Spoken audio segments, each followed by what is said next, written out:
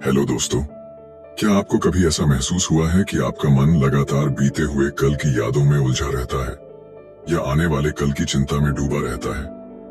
क्या आपने कभी सोचा है कि हम अपनी जिंदगी का एक बहुत बड़ा हिस्सा सिर्फ सोचने में बर्बाद कर देते हैं, लेकिन असल में जी नहीं पाते?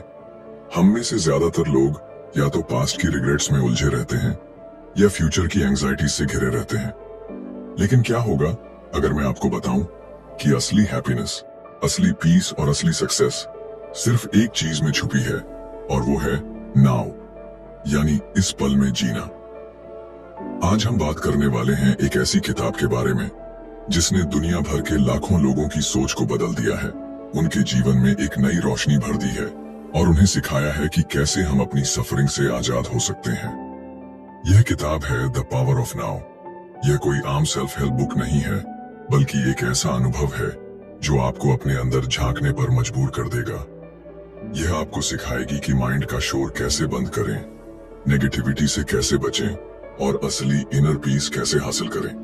हमारी पूरी जिंदगी दो ही चीजों के बीच फंसी रहती है, पास्ट और फ्यूचर। लेकिन असल सच ये है कि पास्ट अब नहीं है और फ्यूचर अभी आया नहीं है। फिर भी हम इन्हीं के बारे में सोच सोचकर अपने वर्तमान को खो देते हैं। यही वजह है कि हम हमेशा स्ट्रेस में रहते हैं, एंजाइटी महसूस करते हैं और कभी भी पूरी तरह से खुश नहीं रह पाते। अगर हम सच में अपनी लाइफ को ट्रांसफॉर्म करना चाहते हैं तो हमें नाउ में जीना सीखना होगा। हमें अपनी कॉन्शियसनेस को जागरूक करना होगा और उन पैटर्न्स को समझना होगा जो हमारे दुख का कारण बनते हैं। आज के इस वीडियो में हम द पावर ऑफ नाउ के सबसे जरूरी लेसन्स को डीपली समझेंगे। हम जानेंगे कि कैसे हम अपने ओवरथिंकिंग माइंड से बाहर निकल सकते हैं, नेगेटिविटी को खत्म कर सकते हैं और एक ऐसा जीवन जी सकते हैं जिसमें हर पल सच में मीनिंगफुल हो।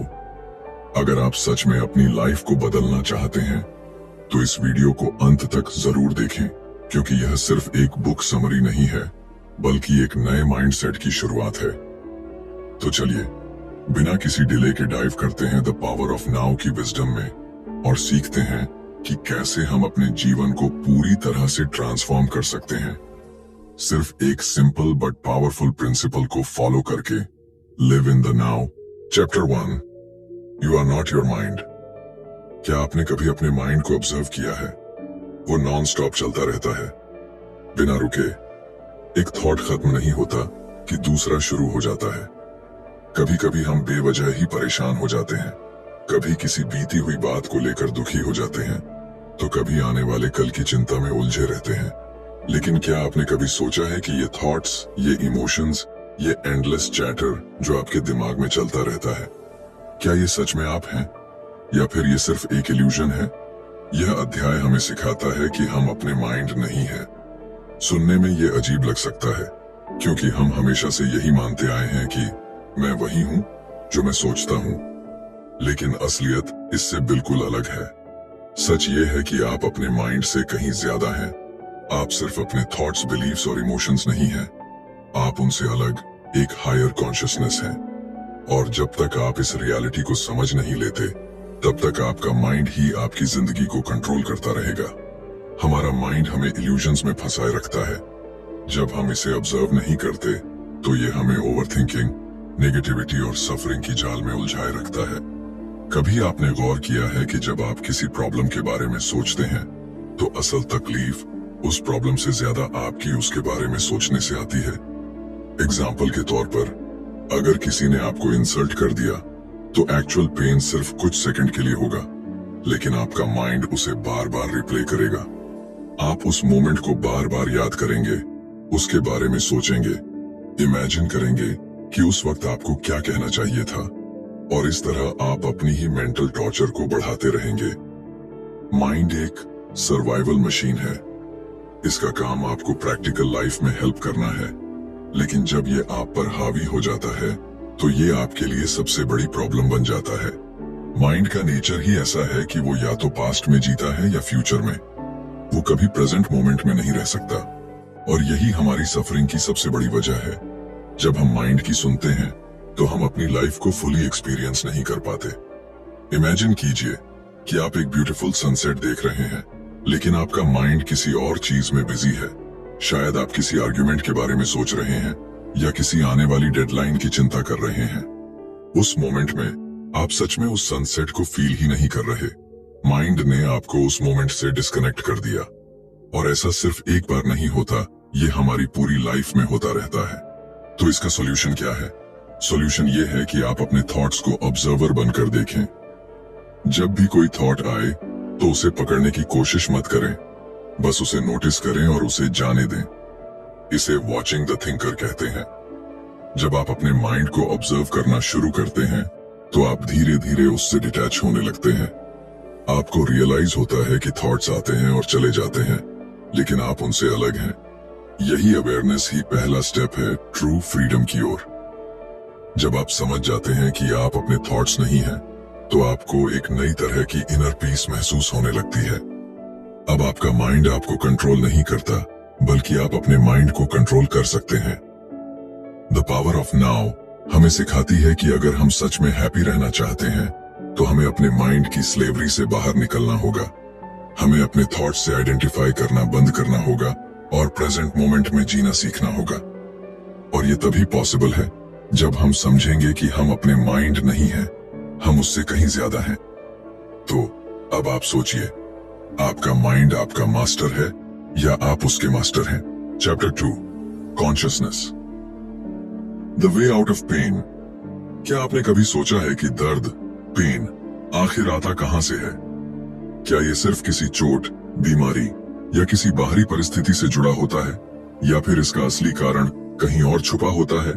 अगर आप गौर करें तो पाएंगे कि हमारा सबसे बड़ा दर्द बाहरी दुनिया से नहीं, बल्कि हमारे अपने मन, माइंड से आता है। हमारा माइंड लगातार नेगेटिव थॉट्स, रिग्रेट्स, गिल्ट और वरीज को दोहराता रहता है और यही हमें तकलीफ देता है। लेकिन क्या हम इस पेन से बाहर आ सकते हैं? क्या हम सच में इनर पीस पा सकते हैं? पेन सिर्फ एक इल्यूजन है जो हमारे माइंड और ईगो से पैदा होता है।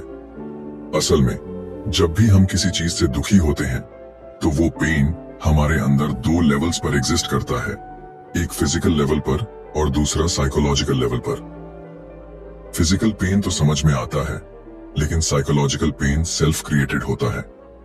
हम किसी बीती हुई घटना को बार बार याद करके खुद को तकलीफ देते हैं, या फिर फ्यूचर की चिंता में डूबकर अननेसेसरी सफरिंग क्रिएट करते हैं। हमारी सफरिंग का एक बहुत बड़ा कारण पेन बॉडी है। हर इंसान के अंदर एक इनविजिबल एनर्जी फील्ड होता है जिसे वे पेन बॉडी कहते हैं।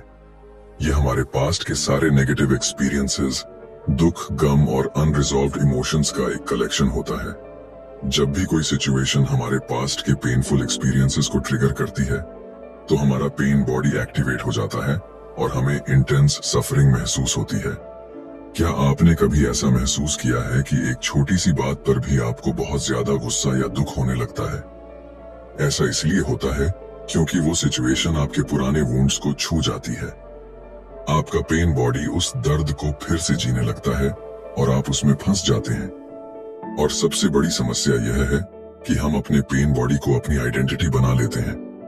हम मानने लगते हैं कि यही हमारी रियलिटी है, लेकिन सच्चाई यह है कि हम अपने पेन नहीं हैं। इस पेन से बाहर निकलने का सिर्फ एक ही तरीका है, कॉन्शियसनेस, जागरूकता। जब आप अपने अंदर के पेन को ऑब्जर्व करना शुरू करते हैं, जब आप इसे जज किए बिना सिर्फ एक विटनेस की तरह देखते हैं, तो धीरे धीरे इसकी पकड़ आप पर कमजोर होने लगती है।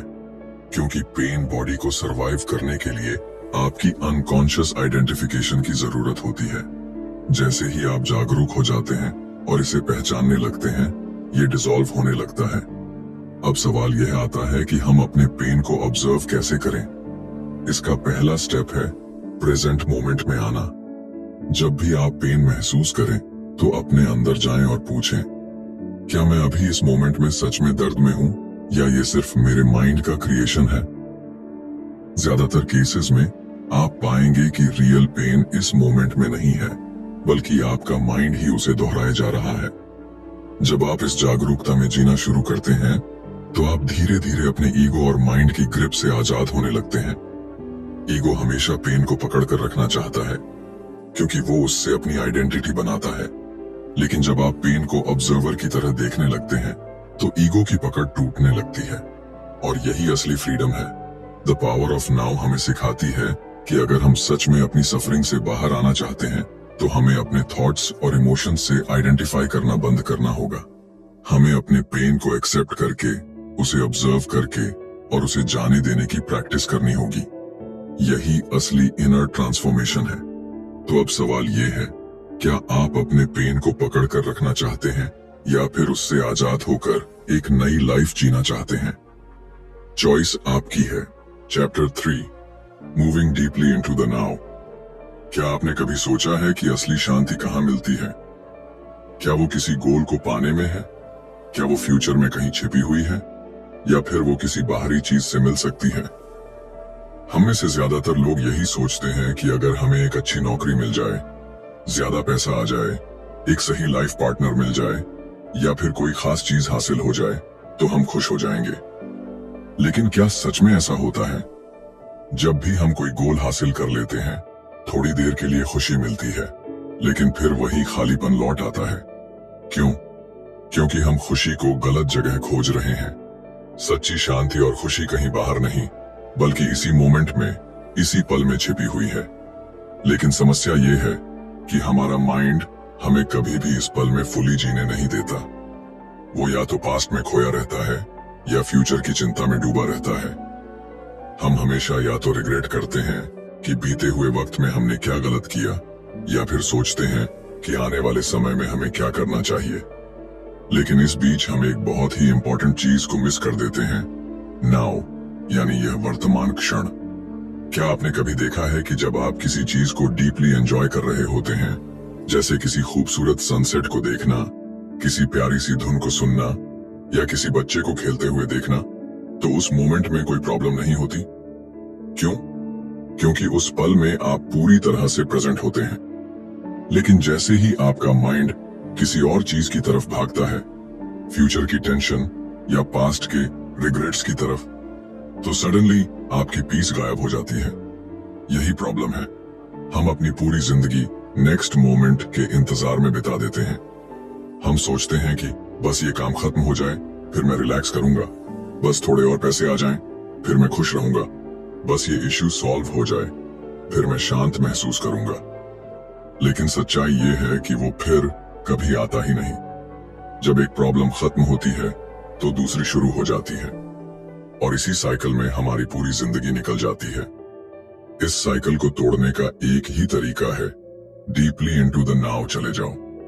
इसका मतलब यह नहीं कि आप अपने गोल्स को भूल जाएं या फ्यूचर की प्लानिंग न करें। इसका मतलब सिर्फ इतना है कि आप इस पल में पूरी तरह से मौजूद रहें। जब आप किसी काम को करें तो सिर्फ उसी पर ध्यान दें। जब आप किसी से बात करें तो पूरे अवेयरनेस के साथ करें। जब आप किसी चीज को फील करें तो पूरी इंटेंसिटी के साथ करें। जब आप इस तरह से जीते हैं तो आपको एक अलग ही लेवल की इनर पीस महसूस होती है। लेकिन यह इतना आसान नहीं है, क्योंकि हमारा माइंड हर वक्त हमें खींचकर बाहर ले जाने की कोशिश करता है, कभी पास्ट की तरफ, कभी फ्यूचर की तरफ। तो इसका सॉल्यूशन क्या है? सॉल्यूशन यह है कि अपने माइंड को ऑब्जर्व करना शुरू करें। जब भी कोई थॉट आए तो उसे पकड़ने की कोशिश मत करें, बस उसे नोटिस करें और उसे जाने दें। जब भी कोई फियर या एंजाइटी आए तो उससे लड़ने की बजाय उसे समझें कि यह सिर्फ माइंड का एक पैटर्न है। धीरे धीरे आप नोटिस करेंगे कि आपकी अवेयरनेस बढ़ रही है और आपका माइंड अब आपको कंट्रोल नहीं कर रहा, बल्कि आप उसे कंट्रोल कर रहे हैं। जब आप पूरी तरह से प्रेजेंट मोमेंट में होते हैं तो आप अपनी कॉन्शियसनेस के सबसे गहरे लेवल पर पहुंच जाते हैं, और यही असली फ्रीडम है, यही असली पीस है। जब आप अब में जीना शुरू करते हैं तो सडनली आपकी लाइफ मीनिंगफुल लगने लगती है। छोटी छोटी चीजें भी मैजिकल लगने लगती हैं। एक सिंपल वॉक, एक कप ऑफ टी, एक कैजुअल कॉन्वर्सेशन, सब कुछ नया और फ्रेश लगने लगता है, क्योंकि अब आप उन्हें पूरे प्रेजेंस के साथ एक्सपीरियंस कर रहे होते हैं। द पावर ऑफ नाउ हमें सिखाती है कि अगर हम सच में अपनी लाइफ को ट्रांसफॉर्म करना चाहते हैं तो हमें डीपली इस मोमेंट में उतरना होगा। यही असली हैप्पीनेस है, यही असली सक्सेस है, और यही असली स्पिरिचुअल अवेकनिंग है। तो अब सवाल यह है, क्या आप भी नाउ में जीना चाहते हैं या फिर माइंड की बनाई हुई इल्यूजन्स में उलझे रहना चाहते हैं? चॉइस आपकी है। Chapter 4, the state of presence. क्या आपने कभी ऐसा महसूस किया है कि आपकी जिंदगी एक ऑटो पायलट मोड पर चल रही है? आप रोज सुबह उठते हैं, वही काम करते हैं, वही बातें सोचते हैं, वही चिंता, वही डर, वही खुशियां। लेकिन क्या आपने कभी सच में अब को महसूस किया है? ज्यादातर लोग अपनी पूरी जिंदगी या तो पास्ट की यादों में या फ्यूचर की चिंता में बिता देते हैं, लेकिन शायद ही कभी पूरी तरह से प्रेजेंट मोमेंट में होते हैं। लेकिन अगर मैं आपको कहूं कि सच्ची शांति, सच्ची खुशी और सच्ची जागरूकता सिर्फ इसी पल में है, तो क्या आप यकीन करेंगे? द स्टेट ऑफ प्रेजेंस, जो कि एक ऐसी अवस्था है जहां आपका माइंड पूरी तरह से शांत हो जाता है और आप सिर्फ होने, बीइंग के अनुभव में आ जाते हैं। प्रेजेंस का मतलब यह नहीं कि आप कोई खास टेक्निक अपनाएं, कोई मेडिटेशन करें या खुद को अलग थलग कर लें। प्रेजेंस का मतलब है कि आप पूरी तरह से जागरूक, फुली अवेयर और इस पल में मौजूद, फुली प्रेजेंट हों। लेकिन यह इतना आसान क्यों नहीं है? क्योंकि हमारा माइंड हमें कभी भी पूरी तरह से प्रेजेंट नहीं रहने देता। जैसे ही आप इस मोमेंट में आने की कोशिश करते हैं, आपका माइंड तुरंत किसी और बात में उलझने लगता है। कल क्या हुआ था? आने वाले समय में क्या होगा? क्या मैं सही कर रहा हूं? क्या लोग मेरे बारे में अच्छा सोच रहे हैं?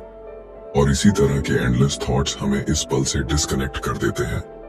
लेकिन अगर आप इसे समझ लें, तो आप देखेंगे कि माइंड सिर्फ एक टूल है जिसे सही तरीके से इस्तेमाल किया जाना चाहिए, ना कि वो चीज जो आपको कंट्रोल करे।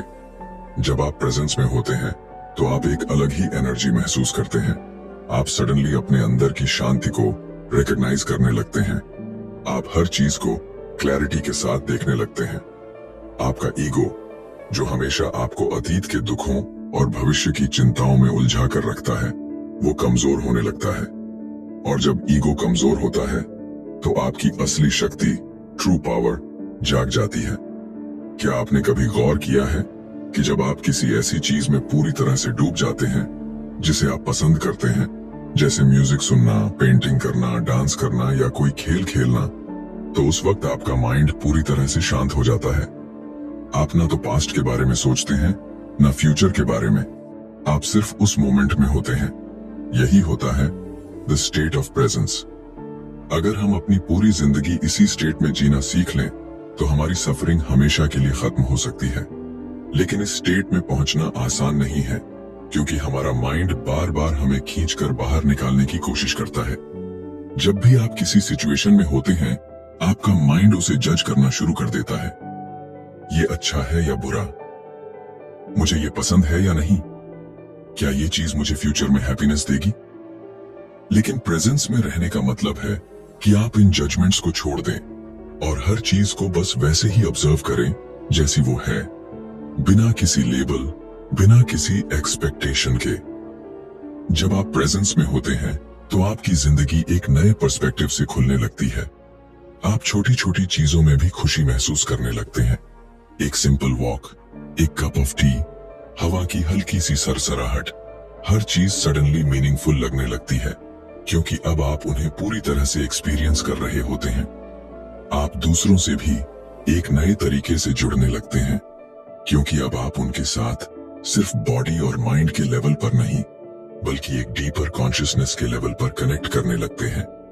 जब आप प्रेजेंस में आ जाते हैं, तो फियर, एंजाइटी और स्ट्रेस ऑटोमेटिकली खत्म होने लगते हैं, क्योंकि ये सारी नेगेटिव इमोशंस सिर्फ पास्ट और फ्यूचर से जुड़ी होती हैं। अगर ऐसा हो गया तो? अगर वैसा ना हुआ तो? लेकिन जब आप पूरी तरह से इस मोमेंट में होते हैं, तो डर और चिंता की कोई जगह नहीं बचती। तब सिर्फ शुद्ध शांति, प्योर पीस और आनंद, प्योर जॉय बचता है। द पावर ऑफ नाउ हमें सिखाती है कि द स्टेट ऑफ प्रेजेंस कोई लक्ष्य, गोल नहीं है जिसे हमें फ्यूचर में हासिल करना है, बल्कि यह वही चीज है जो इस पल में हमारे सामने उपलब्ध है। लेकिन इसे देखने और महसूस करने के लिए हमें अपने माइंड की इल्यूजन से बाहर आना होगा। जब आप इस पल को पूरी तरह से स्वीकार करना और जीना सीख जाते हैं, तो सडनली आपकी पूरी जिंदगी ट्रांसफॉर्म हो जाती है। तो अब सवाल यह है, क्या आप भी इस पल में जीने के लिए तैयार हैं? या फिर आप अभी भी पास्ट की शैडोज और फ्यूचर की वरीज में उलझे रहना चाहते हैं? चॉइस आपकी है। Chapter 5 enlightened relationships. क्या आपने कभी सोचा है कि रिलेशनशिप्स में इतनी तकलीफ क्यों होती है?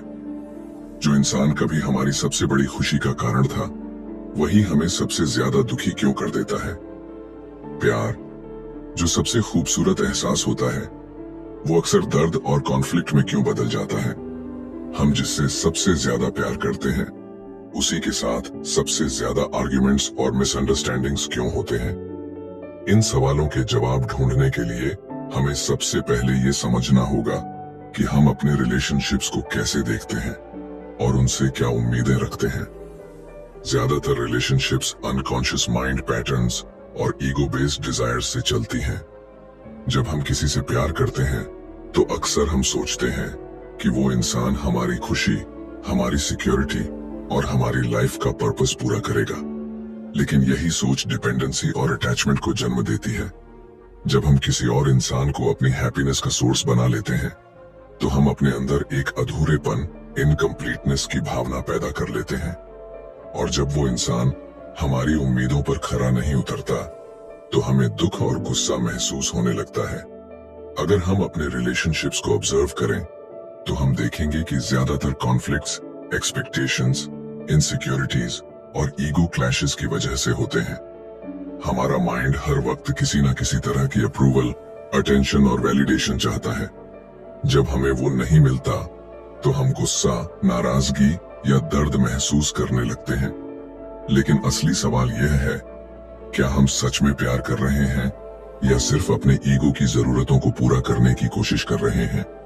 सच्चा प्यार तब संभव है जब आप पूरी तरह से प्रेजेंट मोमेंट में रहते हैं और अपने पार्टनर को बिना किसी कंडीशन के एक्सेप्ट करते हैं। लेकिन समस्या यह है कि हमारा माइंड हमेशा पास्ट की यादों और फ्यूचर की एंजाइटीज में उलझा रहता है। हम अपने पार्टनर को वैसे नहीं देखते जैसे वो हैं, बल्कि अपनी पास्ट एक्सपीरियंसेस, फियर्स और एक्सपेक्टेशंस के लेंस से देखते हैं। और यही हमारी सफरिंग का कारण बनता है। एनलाइटेंड रिलेशनशिप्स का मतलब है कि आप अपने रिलेशनशिप में जागरूकता, अवेयरनेस लाएं।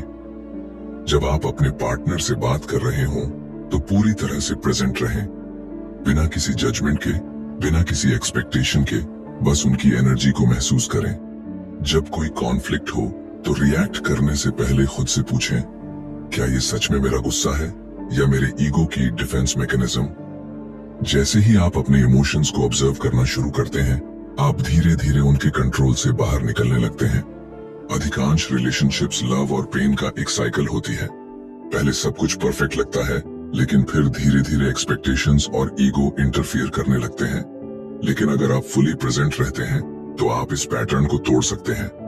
जब आप अपने पार्टनर से बात करते हैं, तो सिर्फ वर्ड्स पर ध्यान मत दें। उनकी भावनाओं को महसूस करें, उनकी एनर्जी को ऑब्जर्व करें। एक रियल रिलेशनशिप दो माइंड्स के बीच नहीं, बल्कि दो सोल्स के बीच होती है। द पावर ऑफ नाउ हमें सिखाती है कि जब तक हम अपने ईगो ड्रिवन लव से बाहर नहीं आते, तब तक हम सच्चे प्यार का अनुभव नहीं कर सकते। प्यार पॉजिटिवनेस या डिपेंडेंसी नहीं है, बल्कि प्योर प्रेजेंस और एक्सेप्टेंस है।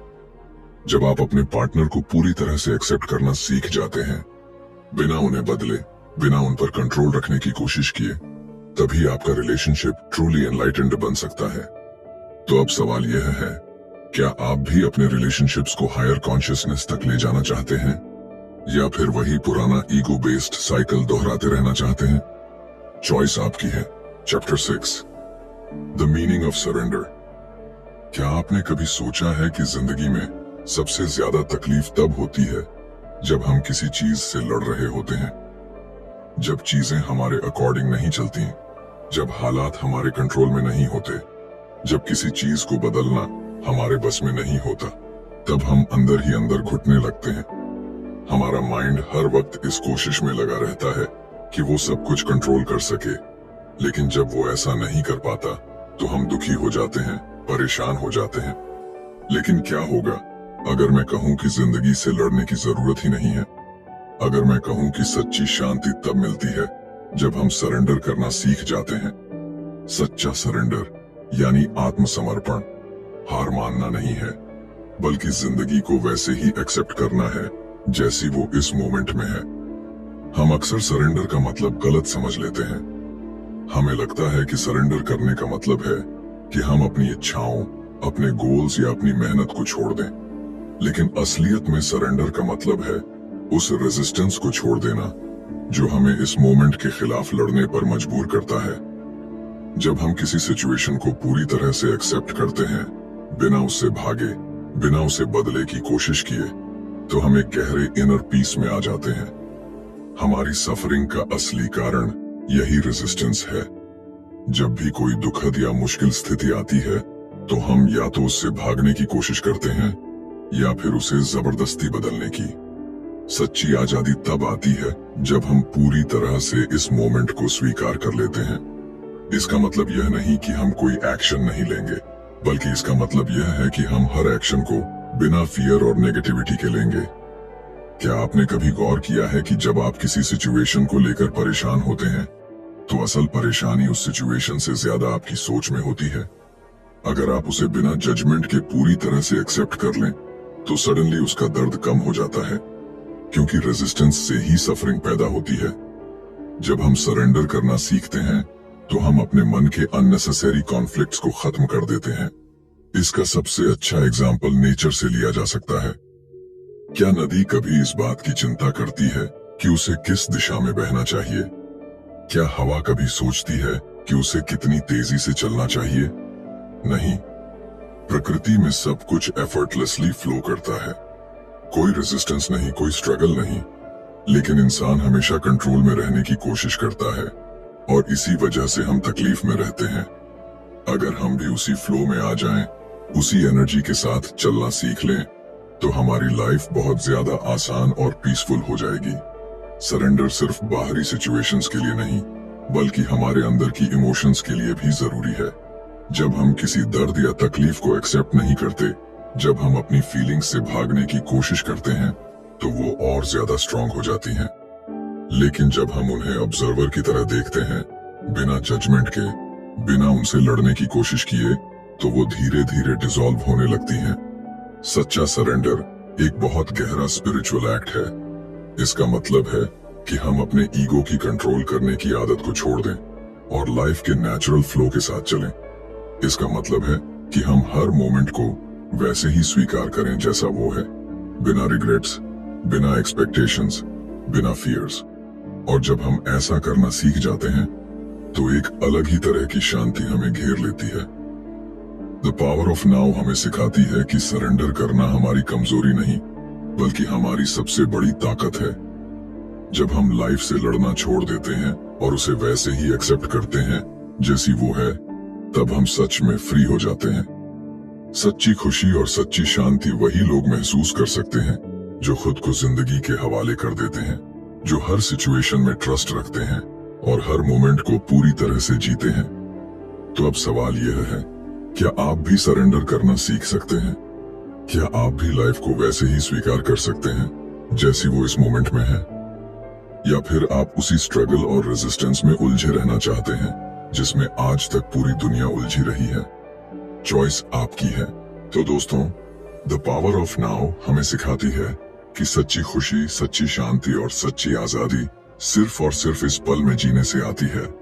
हम जिंदगी भर या तो पास्ट की यादों में खोए रहते हैं या फ्यूचर की चिंता में उलझे रहते हैं, लेकिन असल में हमारे पास सिर्फ एक ही चीज होती है, नाउ, यानी यह वर्तमान क्षण।